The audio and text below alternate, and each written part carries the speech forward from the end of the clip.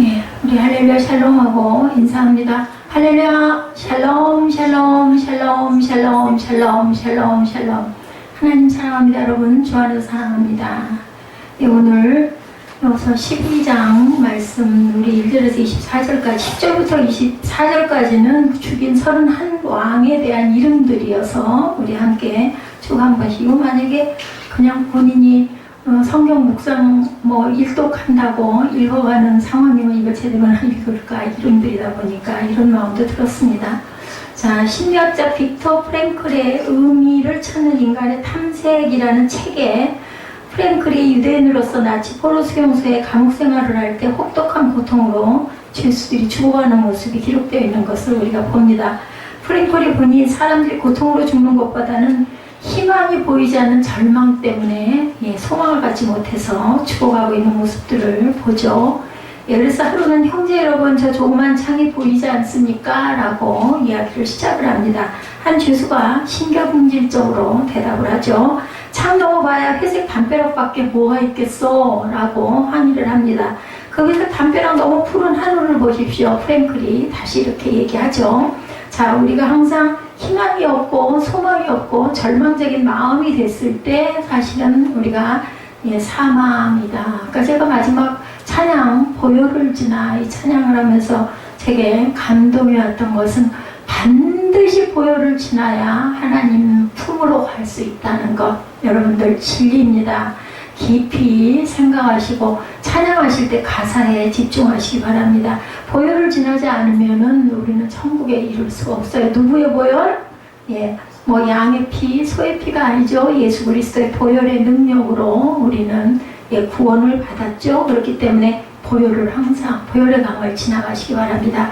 밤에도 빛나는 별들을 바라보십시오. 라고 프랭클이 다시 얘기합니다. 그 책에서 마음으로 포기한 사람은 곧 쇠약해진다. 이렇게 얘기해요. 제게 하나님의 부활절에 주셨던 것이, 우리가 생각할 때는 아픈 곳이 있으니까 하나님의 응답을 주셨으면 치유가 되는 게 그게 답이다라고 생각을 하는데, 하나님은 그러게요. 다른 분들에게는 어떤지 모르지만 저한테는 그런 방법은 아니셨던 것 같습니다. 그때는 몰랐는데 시간이 지나면서 깨달아서 느껴지는 게, 뭔가 하려고 하는, 시도하려고 하는, 움직이려고 하는 그런 마음, 밭을 주셨어요. 아직도 아침이면 아니면 밤 늦은 시간이면 새벽녘에 늘 잠이 한 2시간에서 2시간 반 잠이 깨니까요. 그러면 한 2시쯤 그렇게 깰 때도 있고 1시 반에 깰 때도 있고, 어떨 땐 3시에 눈을 뜰 때마다 놀래요. 새벽 예배 시간 늦은 것 같아가지고 토요일이고 주일이고 없이 저는 그게 머리에 박혀있는 것 같아요. 그리고 이제 못 자고 있다 보면 갈등을 하죠. 아침에 오늘은 그냥 가지 말고 쉴까 생각을 하죠. 그런데도 제 등을 떠밀어서 일어나서 움직이게 하시는 힘이 성령의 능력이라고 저는 생각을 합니다. 보혈이 우리 안에 흐를 때 우리는 살아서 역사하고 숨 쉴 수 있다는 것, 그리고 기쁨도 슬픔도 실망도 절망 가운데서도 일어서게 하는 것이 바로 보혈의 능력이다. 오늘 그 보혈을 지나는 우리가 굉장히 예전 노래인데, 찬양하는 도중에 그 보혈을 지나가 머리에 왔어요. 마음에. 그래서 그걸 찾아가지고 틀면서 그 가사의 은혜를 엄청나게 받았습니다. 지금 이 프랭클이 얘기하는 마음으로 포기한 사람은 쇠약해져서 결국은 멸망하고 만다는 삶의 소망을 가져야 된다는 거. 제가 그 작은 행동의 옮김이 거의 6개월이 걸렸었죠. 근데 거기에 하나님이 그 실마리를 심어주신 것이 우리 그 전도사님을 통해서 수영장을 갈 수 있게 그 유도해준 그 부분이 하나님의 은혜다, 이런 생각을 저는 지난 토요일 날도 했습니다. 자기 혼자 희망을 가질 뿐만 아니라 절망 속에 있는 이웃들을 도와주고 희망을 계속 갖도록 격려하던 사람들이 뭔가 마음도 가장 건강한 사람들입니다. 그러니까 누군가의 생명을 위해서 수고하고 노력한 사람들이, 그들이 또한 바로 어떻게 된다? 건강한 상태가 된다는 거예요. 나는 누구에게 준 것 같고 내가 누구를 섬긴 것 같고 어떻게 보면은 시간적인 아니면 정력적인 그 낭비를 한 것 같고, 그걸로 인해서 나는 좀 불이익스럽다고 본인은 느낄 수 있는데, 사실은 눈에 보이지 않는 그것은 하나님이 그를 붙들어 주시고 일으켜 세워 주시는 귀한 계기가 된다. 그렇기 때문에 성경 말씀 다시 생각합니다. 심은 대로 거두리라. 내가 누군가를 섬겼을 하셨을 때 그것이 내게 돌아와서 내게 강건함, 건강함, 그리고 영적인 능력을 불러일으켜주는 하나의 그저 기름이 된다는 것을 제가 느꼈습니다.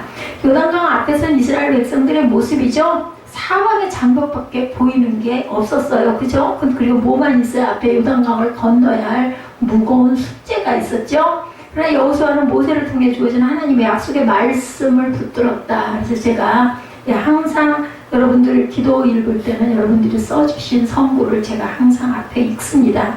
혹여 기도 나머지 부분들이 잘못됐다 할지라도 그 성경 구절을 통해서 하나님께서는 여러분들의 마음을 저는 읽는다고 생각을 하고, 그리고 또한 아직 미숙해서 기도를 온전한 기도를 기록하지 못한 부분도 빼밝게 해주시리라. 전 같으면 제가 얘기를 할 거야. 아마 이러이러한 부분들은 이거 좀 이렇게 안 했으면 좋겠습니다 할 건데, 이제는 제가 그 부분이 조금 잘한 것 같아요.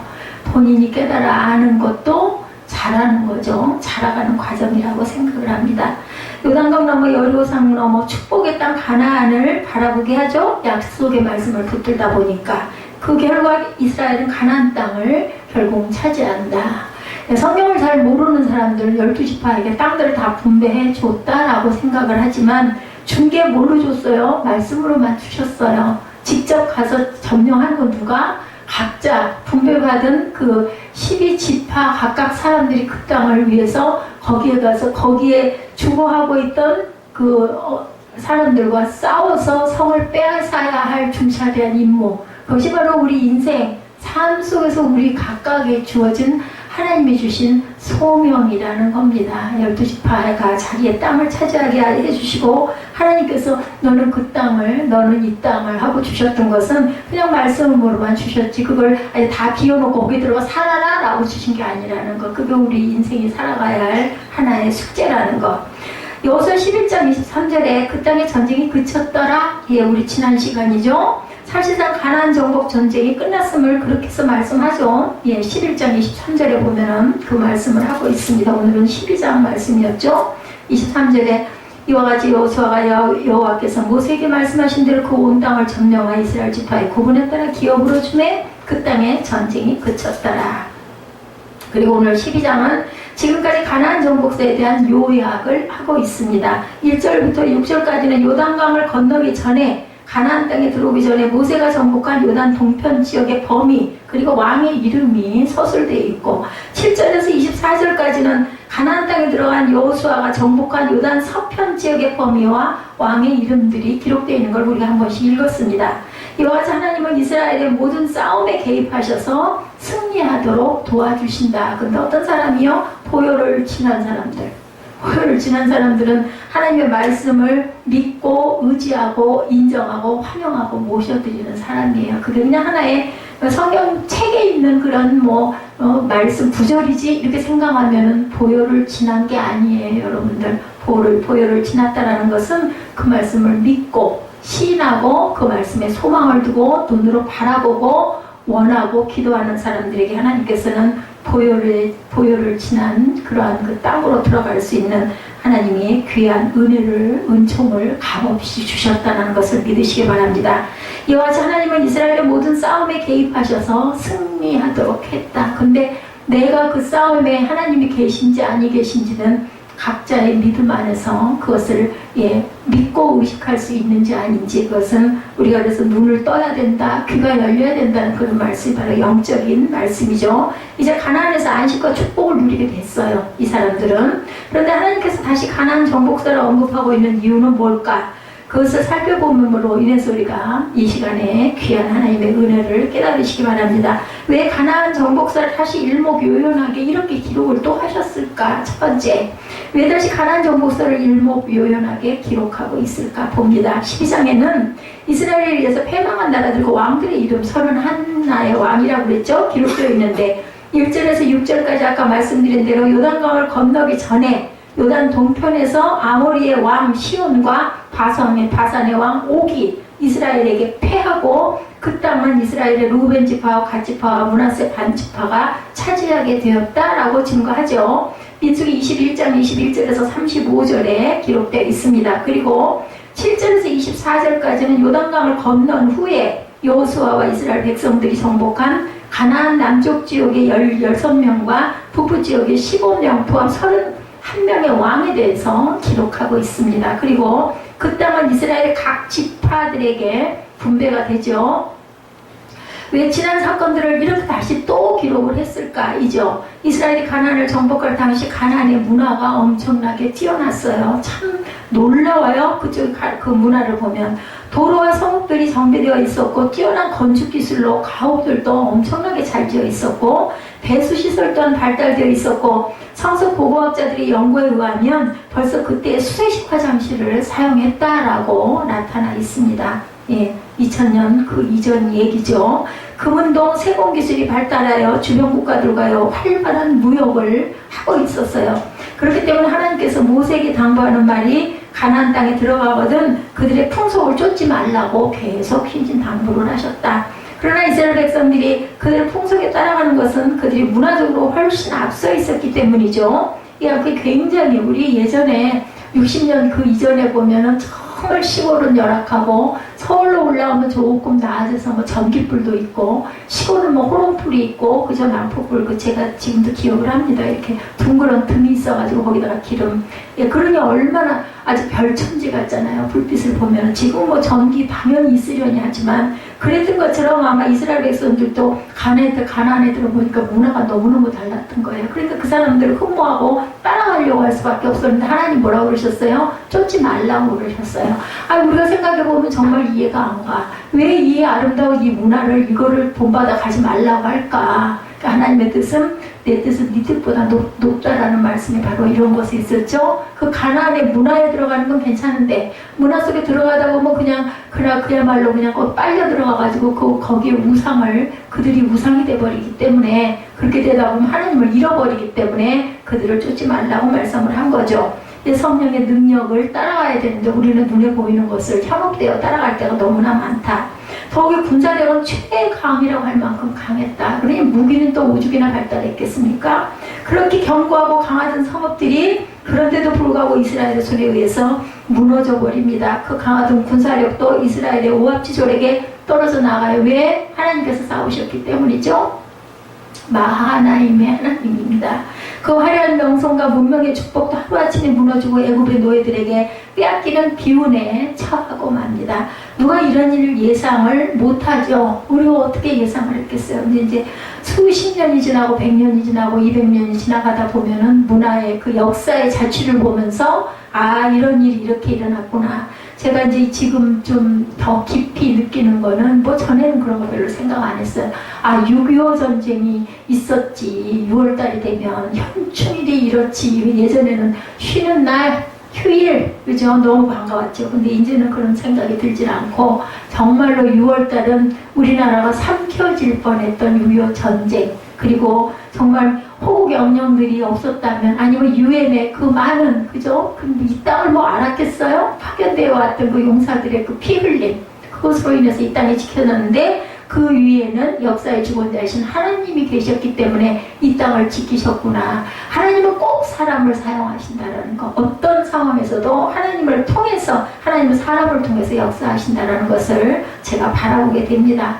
작은 일 하나도 누군가를 통해서 이루어진다는 것.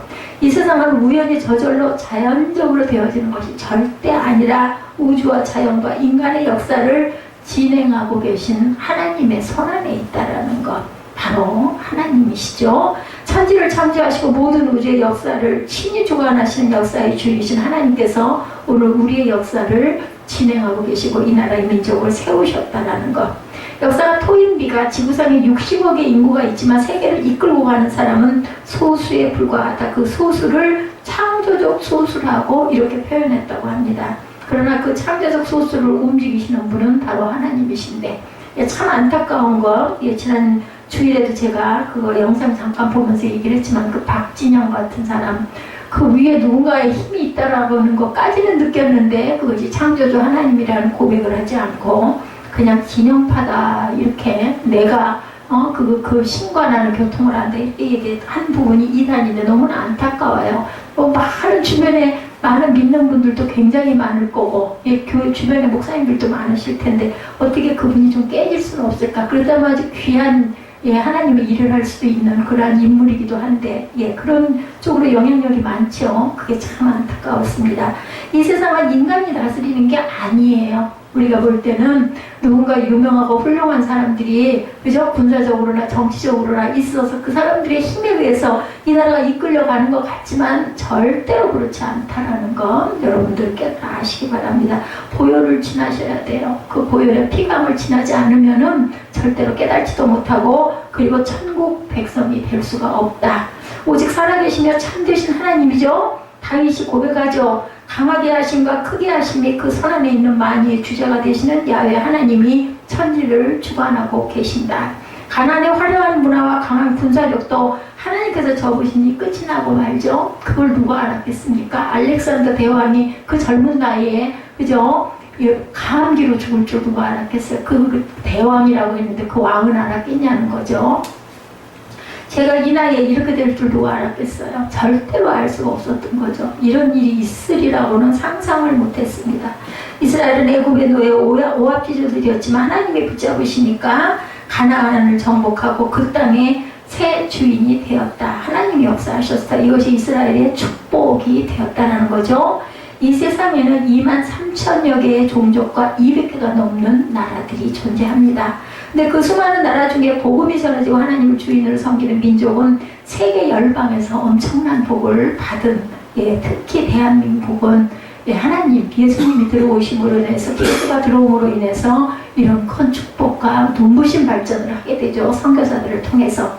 반대로 하나님을 모르고 사는 민족들은 미개하고 발전되지 못한 나라이다, 거의 다. 그래서 그 땅에 예수를 증거하려고 선교사들이 파송이 되고, 또 되게 보면 너무너무 못 살아요. 그죠? 기아에 허덕이고 굶주리고 자연환경도 너무나 열악하고, 그런 것을 이제는 우리가 시선을 돌려야 돼요. 우리가 60년 전에 우리 땅이 그랬었는데 지금은 이렇게 발달을 하게 하셨어요. 왜냐하면 씨앗이 되게 해서 또 하나의 열매를 맺게 하시려는 하나님의 섭리입니다.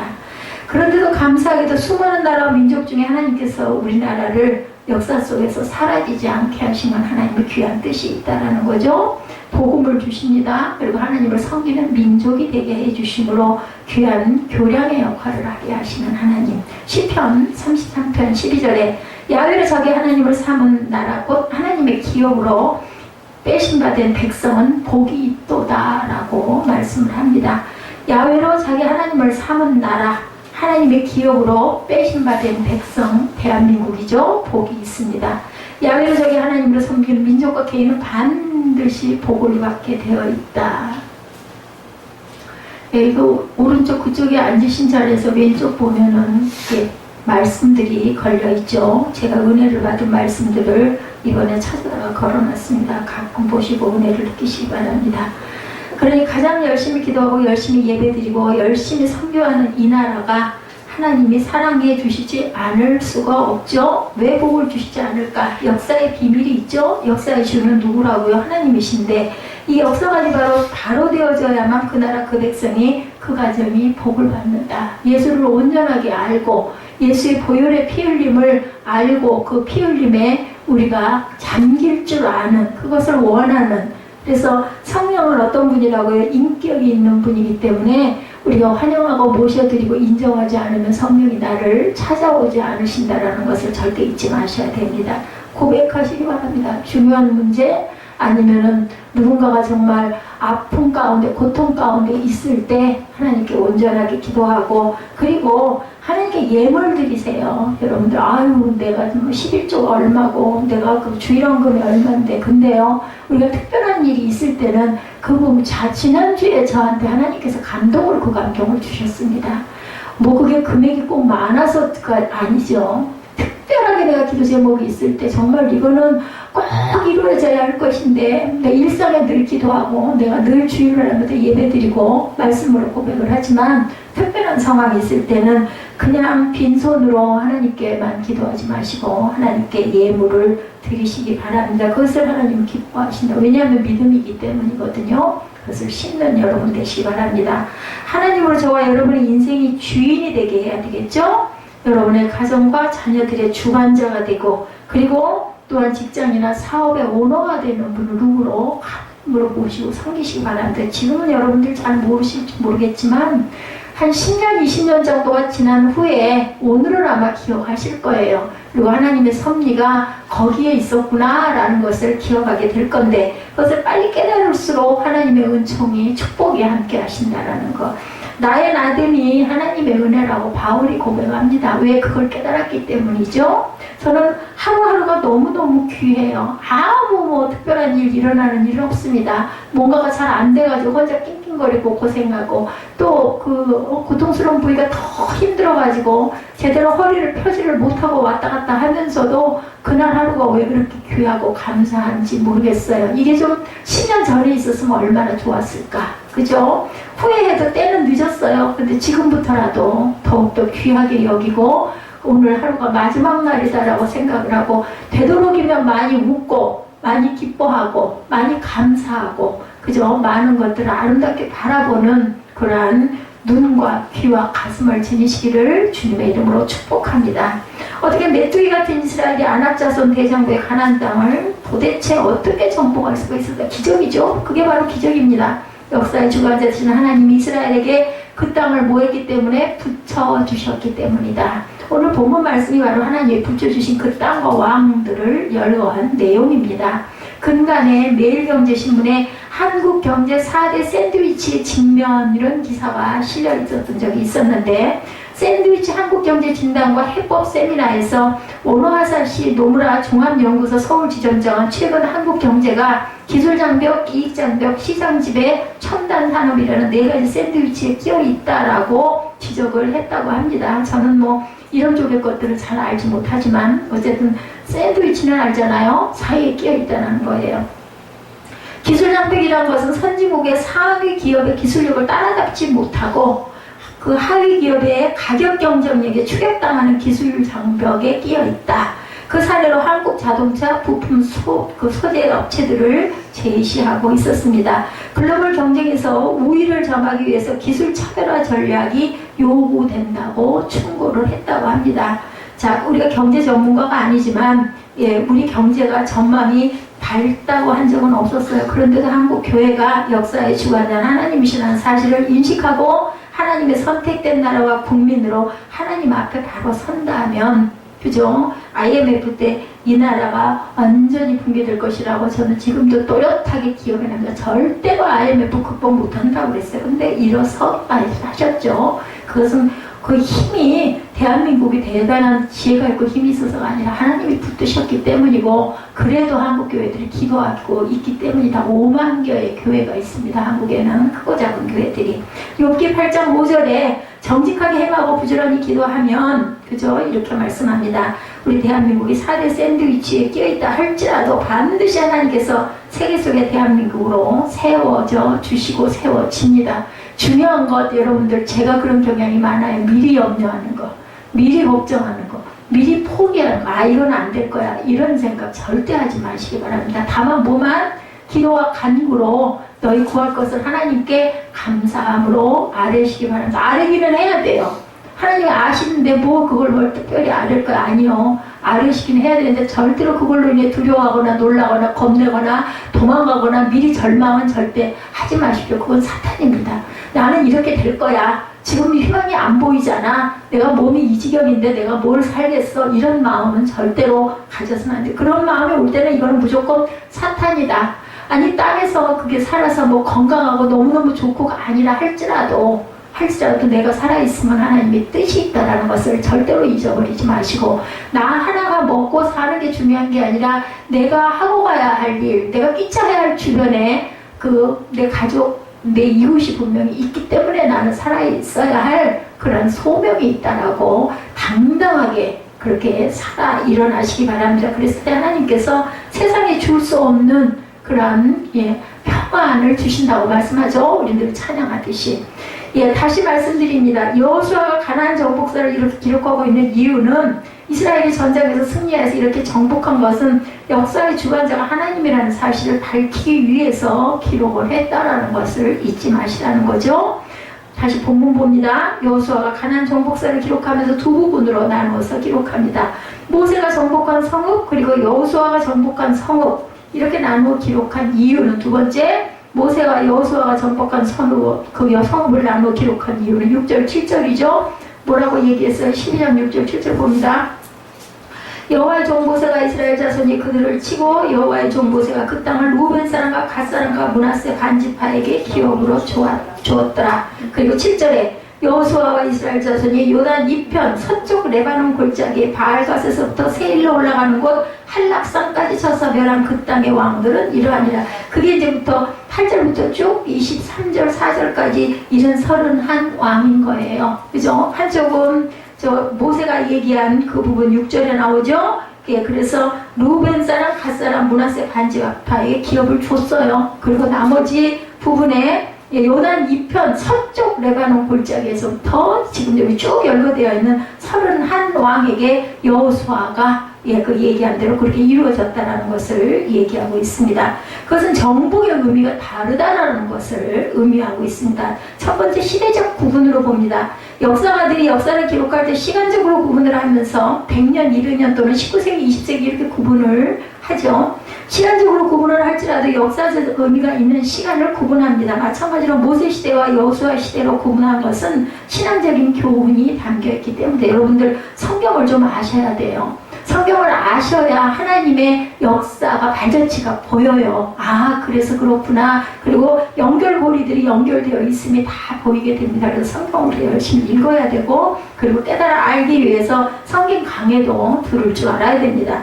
특히 신약시대를 살아가는 우리들에게 모세시대라면 율법시대를 말하고 있죠. 여호수아 시대라면 복음시대라고 얘기를 합니다. 모세시대는 율법시대, 그리고 여호수아 시대는 복음 시대, 이렇게 나뉘어 있다라는 거죠. 그리고 모세는 요단 동편 땅을 정복했고 여호수아는 요단 서편 땅을 정복했다. 이 정도를 기본으로도 여러분들이 기억을 하셔야 됩니다.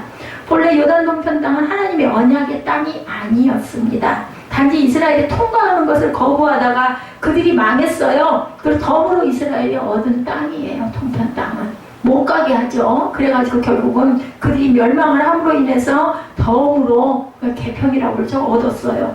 자, 단지 이스라엘이 통과하는 것을 거부하다가 덤으로 얻은 이 땅, 이것은 우리가 율법을 지킴으로 하나님의 약속의 땅에 들어가서 복된 삶을 누리는 것이 아니라는 거예요. 율법을 지킴으로가 아니라, 자, 유익도, 율법을 지킴으로 유익도 있다는 것을 말하는데, 비율적으로 말하면 2대 31, 비교가 안 되죠. 율법적인 신앙에 머무르지 말고 복음의 감격 속에 신앙생활을 하고 더 엄청난 축복을 받고 누려야 된다는 얘기입니다. 2대 32예요. 그죠?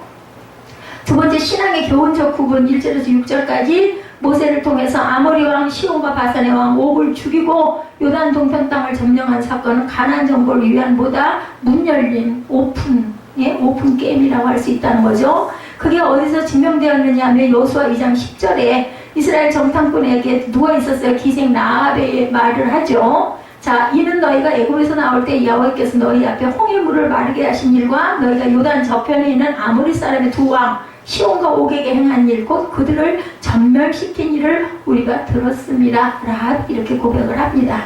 여호수아 2장 10절에서. 그러니 모세를 통한 요단 동평의 정복은 요단 서편 가나안 사람들에게는 소문을 듣고 마음이 녹았고 정신이 아찔하게 만든 사건이라는 거예요. 이것이 큰 영향이었겠죠. 그러고 나니까 그 다음 가나안 정복은 여호수아 갈렙의 말처럼 우리의 밥이 됐어요. 그들이 그냥 그렇게 다 먹어 치울 수 있는 밥이 됐다. 지금도 마찬가지입니다. 우리가 구약의 하나님의 역사를 바로 알고 나면 이 시대를 살아가는 것은 우리의 밥이 된다는 거. 뭐 성경 많이 한다고 무슨 뭐가 유익이 돼, 뭐가 그게 도움이 돼. 그냥 예배는 예배고 생활은 아닙니다, 여러분들. 성경을 온전하게 알고 믿고 나면은 그 다음엔 성령의 능력이 저와 여러분에게 임하신다는 거. 그래도 뭐 사단이 많기 때문에 쓰러지고 넘어질 일이 너무너무 많고 흔들릴 때도 많지만 그건 우리의 연약한 믿음 때문이기 때문에 더 말씀 묵상하고 더 기도하고 더 예배하고 더 찬양해야 될 줄로 믿습니다. 지금도 마찬가지죠. 우리가 구약의 역사를 바로 알고 나면 이 시대를 살아가는데 귀한 축복이 된다. 제가 이렇게 서 있을 수 있는 것은 그나마 하나님이 저를 붙들어 주셨기 때문이에요. 안 그러면 아마 서 있지도 못했겠죠. 식은 죽 먹기 누워서 떡 먹기가 되는 거죠. 조금 이따 우리는 죽을 먹을 거예요. 근데 죽 먹는 것도 쉽지는 않습니다. 몸이 아프거나 힘이 들면은 그거 한 숟가락 떠먹는 게 얼마나 예, 어렵고 힘들겠어요.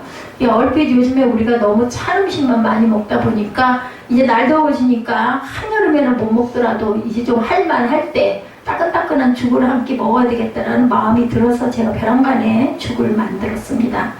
구약의 하나님의 역사에 눈이 뜨여지시기 바랍니다. 구약을 어렵다고 생각하지 마시고요. 그래서 제가 새벽 예배를 계속 구약을 가고 있는 구약 마지막 말라기 앞에까지 지금 왔어요. 이게 끝나고 나면 난 어디로 가야 되나 지금 묵상하고 있는 중입니다. 그래도 또 모르죠. 예, 뭐 입술로 고백을 하고 나도 지나고 나도 이제 흐미하게 자취는 조금은 알 것 같은데 그래도 또 잊어버립니다. 그럼 뭐 또 돌아야죠. 뭐 방법이 없죠. 그래서 아마 저를 새벽 예배에 사람들이 나오질 않든 말든 간에 매일매일 예배를 드리게 하시는 것 같습니다.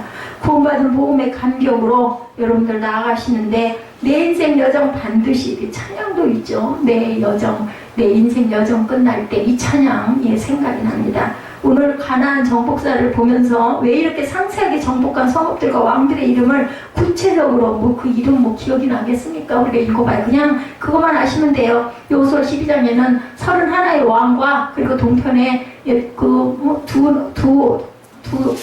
두 나라죠. 보면은 12장에 이스라엘 자손이 요단 저편 헤브론 쪽 동편이겠죠? 헤르몬 산까지 동쪽은 아라바를 차지하고 그다음에 처지긴 왕은 이러하니라 하고는 쭉 나오죠. 그래서 예, 그 기업을 받았던 그 동편과 누구로 인해서 모세로 인해서 그 다음에는 여호수아로 인한 그러한 그 31왕의 그런 양쪽이다라고 기억을 하시면 됩니다. 이 교훈은 왜 정복한 성읍들과 왕들의 이름을 구체적으로 열거하고 있는가? 가나안 정복 전쟁이 끝이 날 때 여호수아가 백성들에게 뭐라고 말해요? 야, 자꾸 싸우다 보니까 우리도 참 강해졌구나. 우리도 이만하면 대단하다. 그지? 그렇게 얘기하지 않았다라는 거죠. 이렇게 정복한 성읍들과 왕들을 기록하고 있는 한 가지 이유는 하나님의 은혜와 능력이 놀랍다는 간증이에요. 간증 중에서도 어떤 간증? 구체적인 간증을 하고 있다는 것을 우리가 절대로 잊어버리면 안 되겠다. 모든 것이 하나님의 은혜가 아닐 수 없다라는 거죠. 보혈의 능력을 그리고 보혈의 강을 지나가야만 우리가 은혜를 받을 수 있다라는 것. 하나님의 격려와 초자연적인 능력이 함께 하셨기 때문에 그들이 밥이 된 거예요. 예, 이스라엘의 이 전쟁은 이길 수 있는 전쟁이 아닙니다. 그렇게 가나안이 문화가 발달하고 그렇게 무기가 발달하고 그러니 전술은 또 오죽이나 좋았겠습니까? 그런 그 땅에 들어가가지고 이스라엘 그들을 정복할 수 있었던 것은 하나님께서 싸워주셨기 때문이라는 것을 잊지 마시고 우리의 삶도 마찬가지죠. 내가 살고 있는 이것이 내가 사는 것이 아니라 하나님의 은혜로 내가 살고 있다는 것을 인정하시기 바랍니다. 그럴 때 그 겸손이 있을 때 하나님께서 나와 함께 해주신다는 것. 하나님께서는 아브라함을 부르실 때부터 언제나 한결같이 신실하셨죠. 신실하다는 뜻이 뭔지 아시죠, 여러분들? 절대로 그 부도를 내는 분이 아니에요. 분명하게 그것을 지키시는 하나님. 그 신실하심은 아브라함의 발걸음마다 은총을 베푸심으로 더욱 빛난 것을 우리가 성경 안에서 봅니다. 이것도 구약을 모르면 언제 아브라함을 어떻게 했고 야곱을 어떻게 했어? 이 소리가 나오는데 여러분들 그건 아마 다 아실 거예요. 하나님이 에서부터 야곱을 택하셨을 때 하나님은 후회하지 않으셨어요. 보면은 뭐 야곱이 특별히 더 착하고 더 진실하고도 아니었죠? 여러분들 아시죠? 도리어 야곱의 얼룩진 삶의 자취를 따라가 보면서 하나님의 은총이 묻어 있음을 우리가 발견하게 되는데 아까 그 9시 예배에서 경주를 할 때 마라톤 선수와 일반인과 그리고 초등학생까지 줄을 서서 찐박질을 하다 보면 당연히 마라톤 선수가 1등인데 하나님의 섭리는 1등 골인 지점에다 천국을 놓은 게 아니라 출발점에다 놨다라고 제가 아까 설명을 드렸습니다. 얼핏 생각하면 그게 무슨 그런 얘기가 있었는데 그 선수를 어디에다 비교했냐? 세상적으로 능력 있고 뛰어나고 지혜 있고 돈 많고 부와 명예가 있는 사람, 그리고 초등학생, 중등학생, 이 학생들은 아주 연약한 사람들을 표현하는데 연약한 곳에 하나님의 은혜가 임하죠. 왜요? 너무나 부족하니까 나 혼자 힘으로는 도저히 할 수가 없으니까 하나님 도와주세요 소리가 나오는 거예요. 능력이 있어서 할 만한 사람은 내가 뛸 거야 하고 뛰어가니까 하나님께서 돕질 않으시고 근데 손만 한번 휙 드시면 결승점이 그죠? 꼬리점이 앞으로 거꾸로 뒤바뀔 수도 있다는 것을 잊어버리지 말아야 되겠다. 그건 사람이 할 수 있는 게 아니라 하나님만이 하실 수 있는 부분이라는 것을 제가 9시 예배도 말씀을 드렸습니다. 저는 9시 예배에서 굉장히 은혜를 받아요. 어렵지 않게 설명을 하느라고 애를 쓰는데 제가 은혜를 많이 받았습니다. 아까 9시 예배에서. 하나님께서는 가장 먼저 그들을 위해서 뭐를 준비하셨어요? 불기둥과 구름기둥 준비하셨죠? 그때 삶에 뭐를? 은총을 베푸신 거예요. 그럼에도 불구하고 이스라엘 백성들은 하나님을 원망하죠? 그 은총이 임해 있는데도 모르는 거죠. 하나님의 은총이라는 것을. 그냥 당연히 구름기둥도 있고 불기둥도 있는 거지. 그러니까 그냥 우리가 여기까지 왔지 이렇게 생각하는 게 문제라는 거예요. 그게 바로 보혈을 지나지 않은 사람들의 생각이라는 것. 그리고 광야를 지나는 모든 과정에 하나님은 신실하게 동행하셨죠. 여러분들 아시죠? 출애굽기에도 보면 나오죠. 민수기 33장에 모세가 애굽 땅에서 나올 때부터 시작해서 요단에 이르기까지 이스라엘이 걸어온 길을 민수기에도 기록하고 있습니다. 이 민수기 33장을 읽을 때 여호수아 12장과 같이 대충 읽고 넘어왔을 수도 있는데 민수기 33장에서 비록 광야의 삶이 고달프고 힘들었지만 지나온 모든 발걸음마다 하나님의 은혜가 흐르고 있었다. 우리는 다행히 감사하게도 성경이라는 게 있기 때문에 읽다 보면은 그 흐름을 아는데 그때 그 시대에 있던 사람들은 그건 모르는 거죠. 근데 이 후대들이 보니까 하나님의 은총으로 이 사람들이 이렇게 살아남을 수 있었고 이길 수 있었고 전쟁에도 말도 안 되는 전쟁에서도 이겼구나라는 것을 우리는 보게 되니까 우리는 어떤 세대? 복된 세대입니다. 저와 여러분들은 마라, 엘림, 르비딤, 시내산, 가데스바네아, 신광야 뭐 이런 이름들 여러분들 아마 그래도 예배 드리셨기 때문에 들으셨을 거예요. 어느 한 곳 하나님의 은총이 묻어있지 않은 곳이 없었어요. 애굽의 장자들이 죽어갈 때도 그랬죠. 이스라엘 백성들에게는 양을 잡아 그 피를 문설주에 바르게 하심으로 죽음의 사자가 패스오바, 여러분들 아시죠? 6월절 사건 여러분들 아실 겁니다. 검푸른 홍해가 이스라엘 백성들의 앞길을 막을 때 바다를 가르시고 마른 땅으로 건너게 하시는 하나님의 섭리. 그게 뭐 그냥 하나의 신화 같은 이야기지 절대로 아닙니다. 정확하게 역사 속에 있는 이야기입니다. 마라에 오염된 물 때문에 낙심할 때 쓴물이 돼서 먹기만 하면 막 구토를 하고 설사를 하고 할 때 쓴물을 달게 하는 그 나뭇가지를 던져서 먹게 해주시는 하나님. 바로 곁에 엘림의 샘물을 준비하셔서 또 거기를 가가지고 다시 안식하게 하시는 하나님.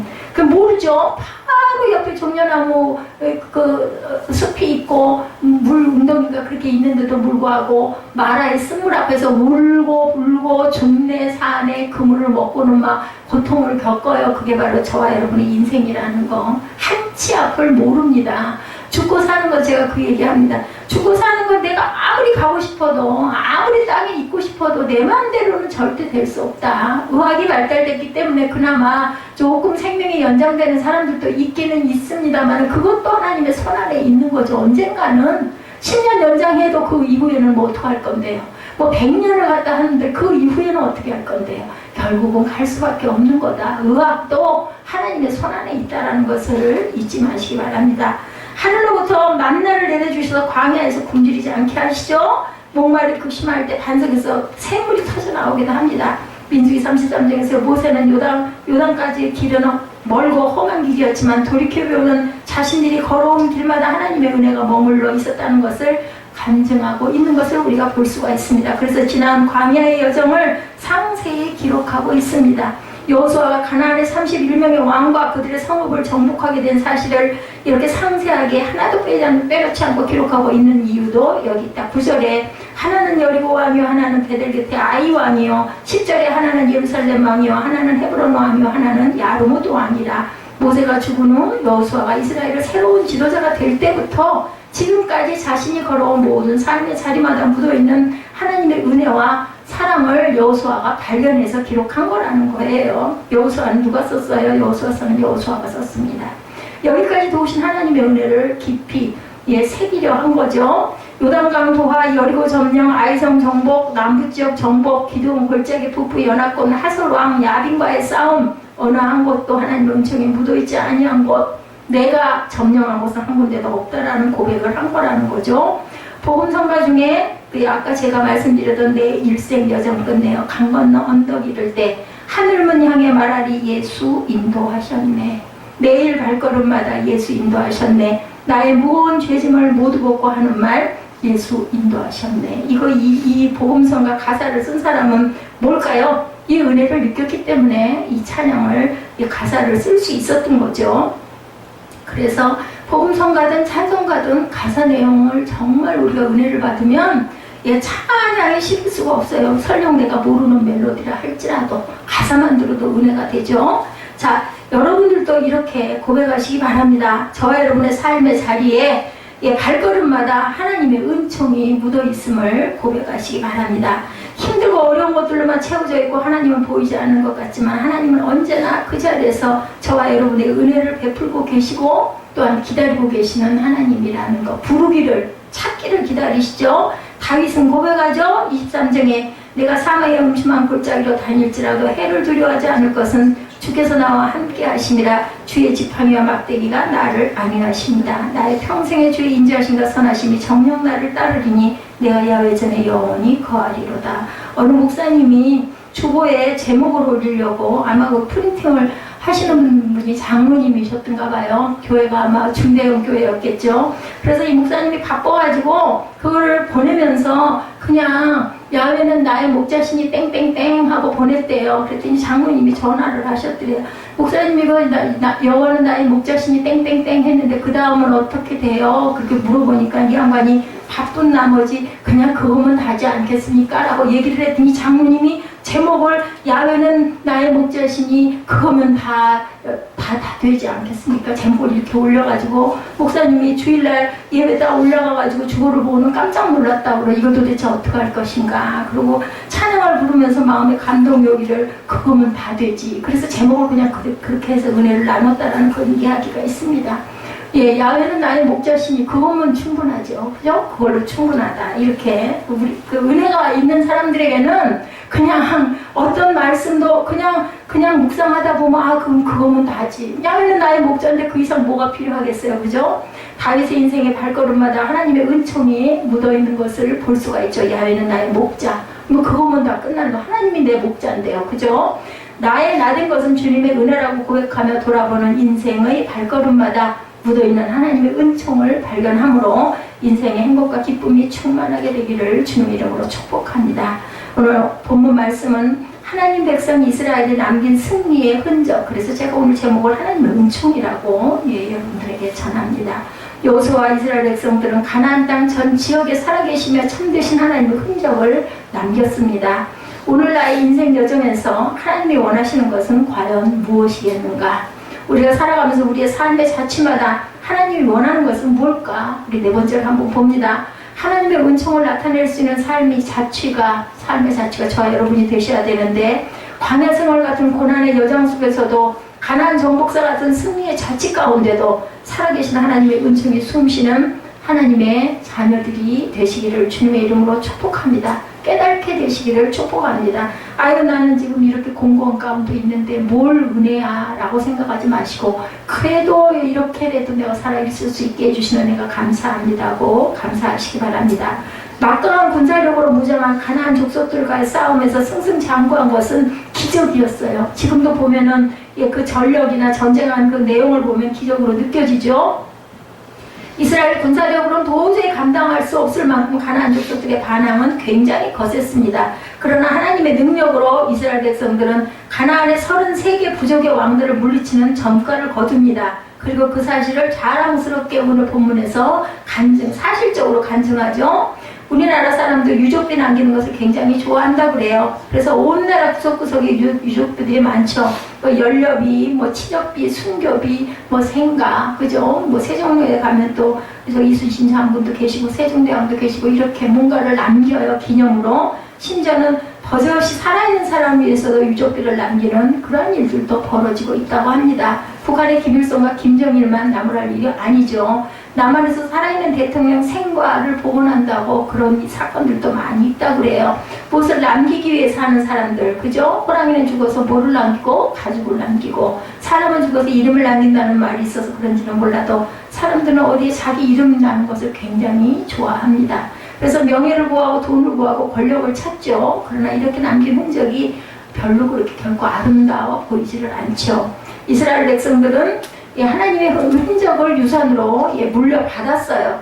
그들의 절기는 아까 절기 보셨죠. 그 이스라엘을 가려면 꼭 그죠? 그 부활절 전전날쯤 출발해서 가는 게 좋을 것 같아요. 이왕이면 거기 좀 꼭 가보고 싶더라고요. 천정에 그 아름다운 문양으로 새겨진 그러한 고유한 그 모습들 얼마나 아름답습니까? 그리고 아마 가면 절로 눈물이 쏟아질 것 같아요.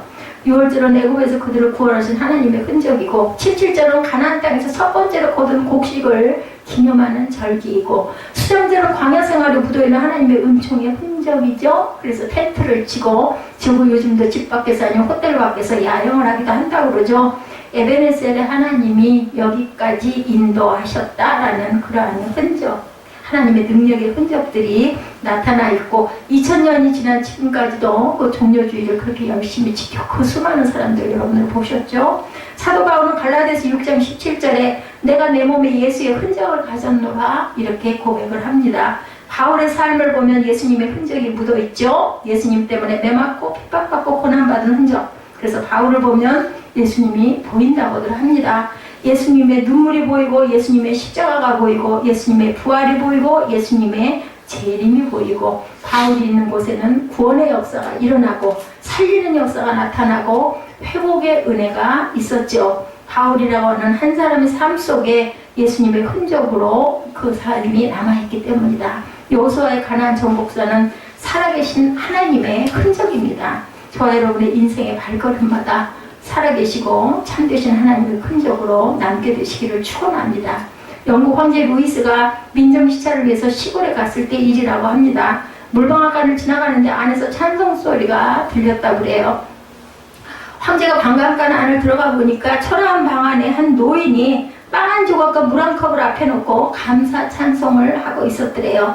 황제는 그 광경을 보고 너무 감동을 받아가지고 자신은 날마다 진수성찬을 먹으면서도 감사할 줄을 몰랐는데 노인은 빵 한 조각으로도 하나님께 감사하고 있지 않은가, 그렇게 생각을 하면서 은혜를 받고 바라보고 있었더니 노인은 찬송을 모르고 계속 하더라는 거죠. 세상 사람 날 부러워 아니하여도 나는 역시 세상 사람 부럽지 않네. 하나님의 은혜를 생각할 때 할렐루야 찬송이 저절로 나는 이 찬송 여러분들 아시죠? 찬송을 듣고 있던 황제가 노인에게 2절을 좀 부탁드리겠습니다 했더니 노인이 2절은 없습니다 라고 대답을 하더랬죠. 그때 황제는 2절을 이렇게 부르라고 가르쳐 줬다고 그래요. 세상 사람 날 부러워 아니하여도 영국 황제 루이스가 날 부러워해. 하나님의 은혜를 생각할 때 할렐루야 찬송이 저절로 나네. 이런 저와 여러분들 시기를 주님의